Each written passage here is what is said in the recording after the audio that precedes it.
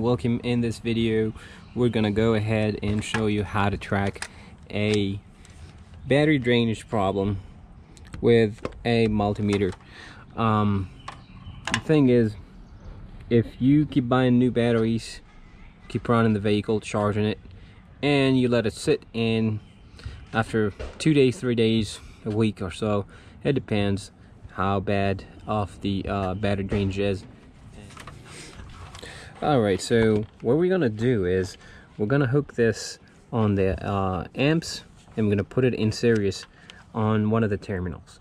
We want to always stick with the ground because it's safer to work with, and we want to put the one in the column, and then the other one goes to the milliamps. Some multimeter, they have only just one for the amps, and then the selector will select milliamps or amps. Here I have both of them. Selector goes to the milliamps here, and this has to go to milliamps, because if you have something in really big like in the amps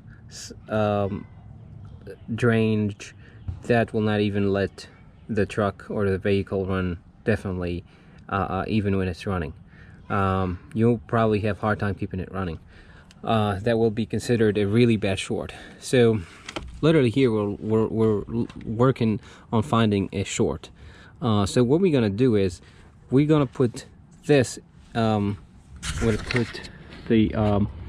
this in series, and what we're gonna do is we're gonna go ahead and go to all the fuse boxes of the vehicle, and we're going to start pulling in the fuses one after the other. So what is the problem here? The problem here, there is a short, there is a circuit that is draining your battery because there is a short, something malfunctioning in it, but it's not enough to really trigger the fuse to burn. So we don't have a really bad short, it's just talking about a little one. Once we locate that, it's gonna be different solution to every circuit. You're gonna go ahead and proceed to the next step of diagnostics. But at least if you find where it is, you can pull the fuse responsible of it, and then that way you can really avoid the battery drainage until you get it fixed. So before we start doing this, I'm going to remind you guys that you can get one of those amp clamps that will actually read a voltage, and there is a chart that you convert that voltage to amps. And this, put that in mind too, that way you don't have to disconnect any of this. So what we need to do is we need to take this off and pull it. I'm not going to do it because I have a different way here to disconnect it. I have this knob threaded part here that connects this side to this side of the terminal. So right now the truck is off. What I'm going to do, I'm going to hook up one end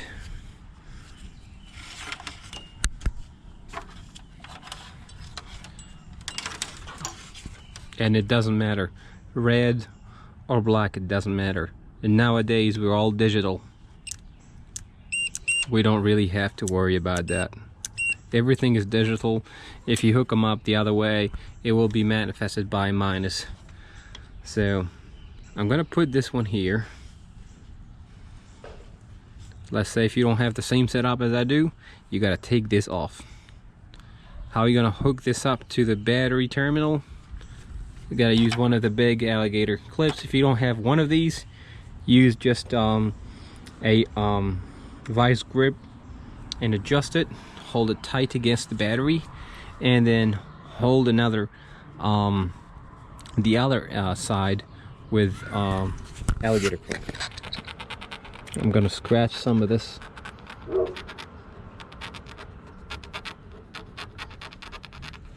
Be able to get a good reading. Alright, so we are reading a 15 milliamp here and what we did is hooked up the red to the battery side and hooked up the black to the truck side, to the ground side. So the battery is connected to the truck through the multimeter in series. There's nothing in between. So we are reading a 15 amp there. Is that considered good or not? Yes, it's considered good.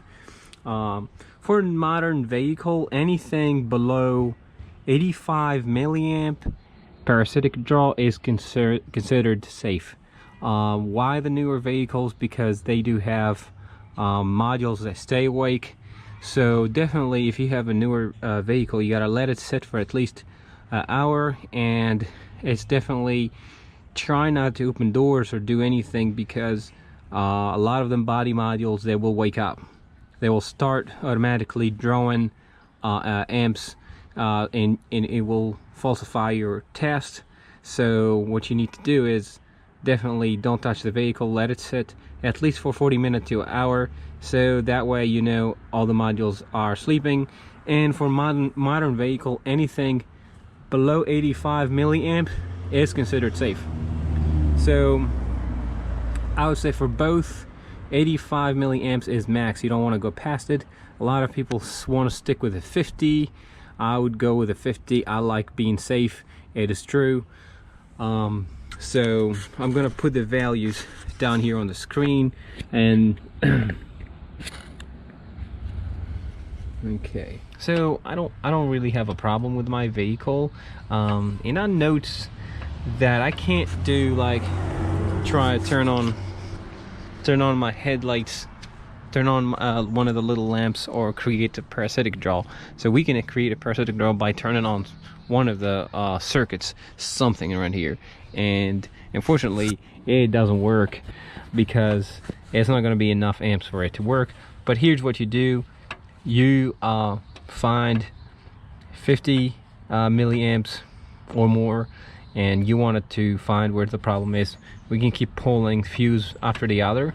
Every time you put a fuse, go ahead and take a look and see if the value changes, or have somebody to help you and tell them, hey, let me know if it drops. And then once you pull it, you realize that's the circuit. Let's say the circuit is in the headlight, so you must have had some short within the wires, switch,